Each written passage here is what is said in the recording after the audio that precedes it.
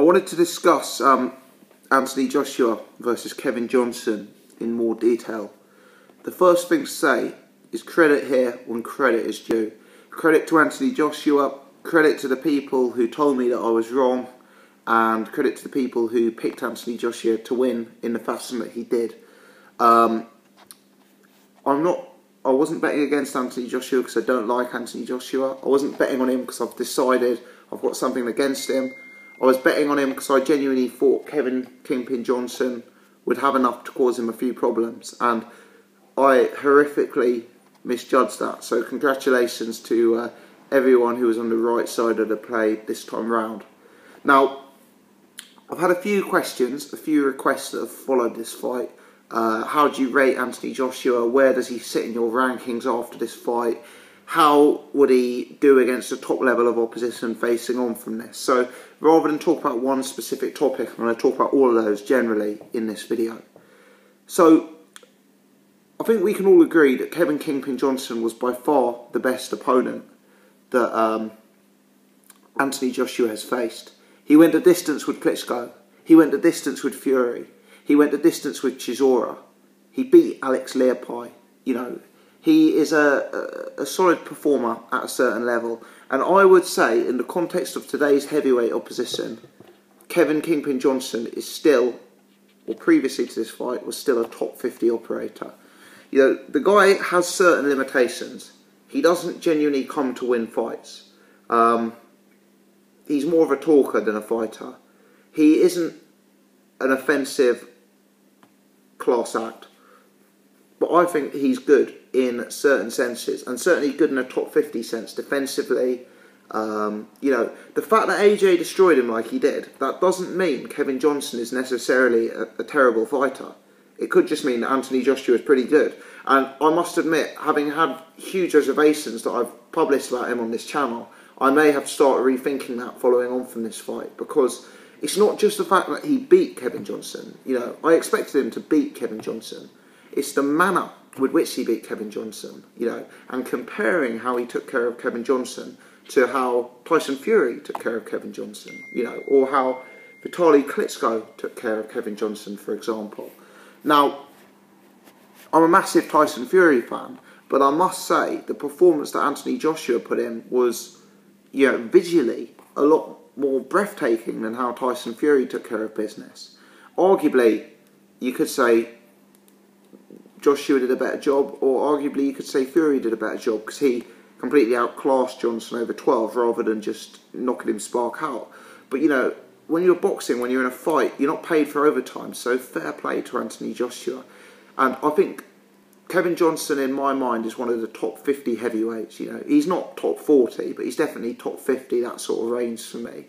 And I think the manner with which AJ got rid of him suggests that Anthony Joshua is quite a bit higher than top 50 in my personal rankings.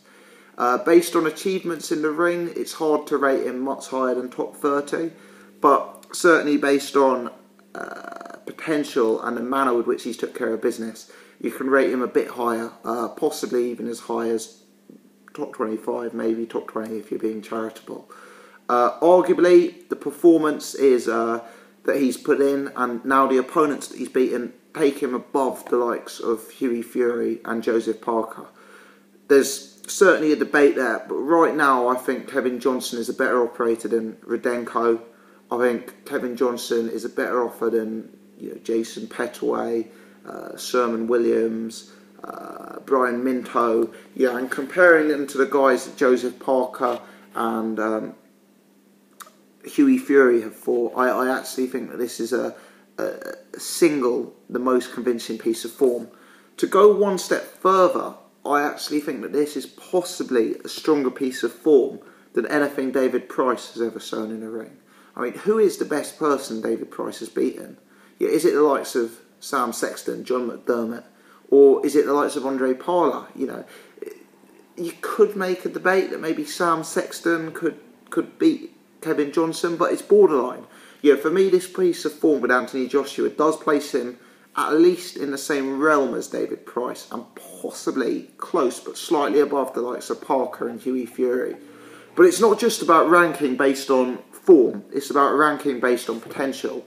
And the way Joshua looked was pretty, devastating. He was pretty much able to end the fight at will. As soon as he decided to raise the pace of the game, the fight was over. And Kevin Johnson was out for the count, and he was in a bad way. I've never seen Kevin Johnson drop like that. Now, you could argue that Kevin Johnson's in the autumn of his career. He's in his mid to late 30s. He's had a succession of bad losses where he's not been competitive. And it's certainly likely that given the time that passed, the Kevin Johnson who fought Anthony Joshua was worse than the Kevin Johnson who fought Vitaly Klitschko. Having said that, Kevin Johnson didn't look too bad on the scales. He looked in much better shape than when he fought Fury or Chisora, and that's just to my eye, but Kevin Johnson looked in decent nick. The other thing you've got to factor in is Peter Fury's comments saying that Kevin Johnson had trained hard, trained well, he got himself in decent order. Don't get me wrong, I mean, Kevin Johnson whilst he probably has faded from the younger man who fought Vitaly Klitschko, there's a lot to suggest that the Kevin Johnson who Anthony Joshua fought was certainly no worse than the Kevin Johnson that Chisora or Fury fought, just based on the physical shape he was in and the comments from Peter Fury. So, I was fairly impressed by that. I think the other thing to talk about Anthony Joshua is he was able firstly to dissect the Kevin Johnson guard. Let me rephrase that. The Kevin Johnson defence, not the guard. Because I found it startling that Kevin Johnson didn't actually put up a guard. He was walking around with his hands low, and I know he likes to think he's kind of this slick operator, defensive reflex genius, all of this, but I did not, I bet on Kevin Johnson to go the distance, and I didn't like it when he came out with no hands up. I thought that was a bit too much, and his only defence was the shoulder roll, nothing to do with the block, so Joshua was pretty able to dissect his defence instantly.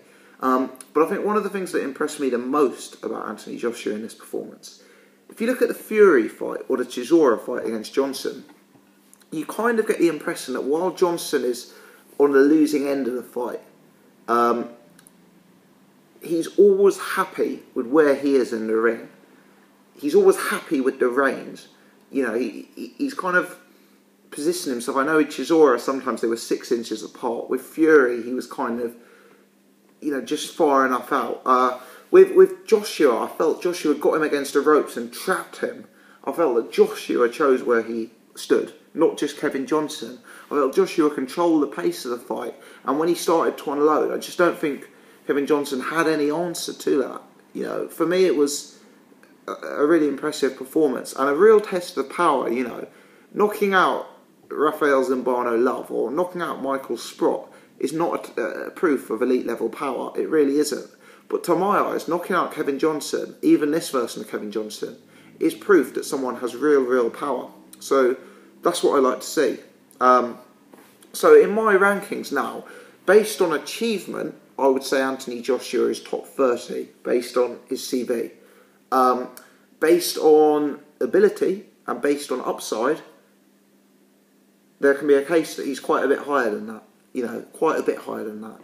He hasn't shown me as much as like a Tyson Fury, a Povetkin, a Brian Jennings. He hasn't shown ability at that level, but I think that's more to do with the opponents he's been in with. And there's certainly a suggestion now after this fight that realistically he could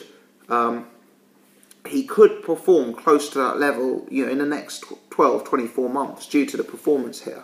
I mean, I've had a lot of messages today of people saying they're not convinced still, the fight with Kevin Johnson means nothing, Johnson's useless, but I disagree. I think Johnson's a solid enough guy, and as I say, it's not just the fact he beat Johnson, it's the manner with which he beat him, and comparing that to the other guys, I thought it was really good performance, and I'm starting to change my opinion on Anthony Joshua, I really am. How he does against the top level of opposition, it's risky because he's so untested. Because he's pretty good, he hasn't gone beyond 3 or 4 rounds. There's still a huge question there about stamina, and that's so relevant when you've got a big heavyweight who's so muscular. The test of stamina is so key. The test of chin is so key. And we've seen nothing to test his stamina, nothing to test his chin.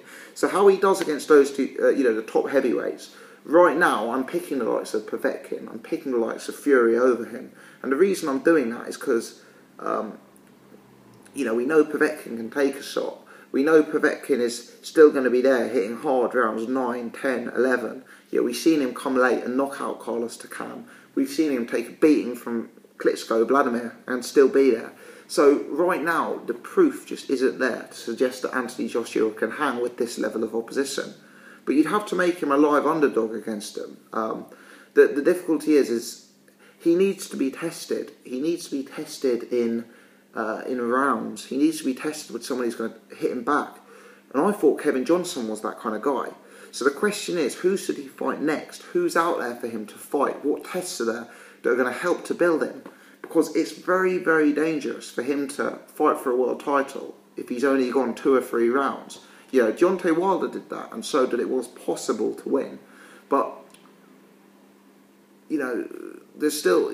Anthony Joshua is even more muscular and heavy set than Wilder. And, there's equal questions about Joshua's chin after, he got stopped in the amateurs, and there's suggestions he's been stopped in sparring and all of these sort of things. So I think those are still the key 2 doubts: stamina and chin. And to be honest with you, no matter who you are, even if you're Sergey Kovalev, even if you're Deontay Wilder, when you get to the very elite levels of the sport, the competition is so intense and the difference between quality is so tight that power isn't simply enough. Deontay Wilder, one of the most almighty punchers of the sport, had to go 12 with Stavern. Sergey Kovalev, arguably pound for pound the hardest puncher in the sport, had to go 12 with Bernard Hopkins. There will come a time where AJ's power isn't enough. He is going to have to show more than just knocking someone out. And the question for me is, can Eddie Hearn build his heavyweight so he's got experience of this before it's actually needed, before he needs to go into the trenches? I think David Price hadn't had his stamina and chin tested enough, and that's why he got exposed against Tony Thompson. And funnily enough, we mentioned Tony Thompson, because who are the types of guys I'd like to see Joshua tested against? Well, I think there's 2 key things. I'd like to see him in with someone taller. I think his opponents are consistently shorter than him. And I'd like to see him in an era where the likes of Wilder, Fury, Klitschko are at the top of the division. He needs experience against bigger men. And I'd like to see him in with someone, at the early stage of their career. Someone like Dillian Whyte, who's unbeaten, full of desire, possibly could pose more of a test than someone like Kevin Johnson, who, whilst he's durable, supposedly durable, and whilst he's got pretty good skills, we know that in all likelihood money is, paydays his motivator rather than the record. So those are the opponents I'd like to see him in with. I think Tony Thompson, David Price and Dillian Whyte are all solid fights. I'd like to see all of those. I think Alexander Ustinov is a solid fight. He's shown durability. He's got a jab. He's a bigger guy. He's got a good record. But I like the idea of Tony Thompson and Dillian Whyte for his next 2 fights. David Price, whilst he's imminently beatable, is a risk, because David Price hits very, very hard. Funnily enough, I think David Price is a bigger risk than Tony Thompson, because I think they're both tall guys. But I think Price has possibly got more power than Tony Thompson. So I think Tony Thompson or Ustinov followed by Dillian Whyte is probably the route that I would go down if I was managing Anthony Joshua. But just to close, I was impressed. I'll eat my crow. I got this one badly wrong. And congrats to Anthony Joshua. Thanks for watching.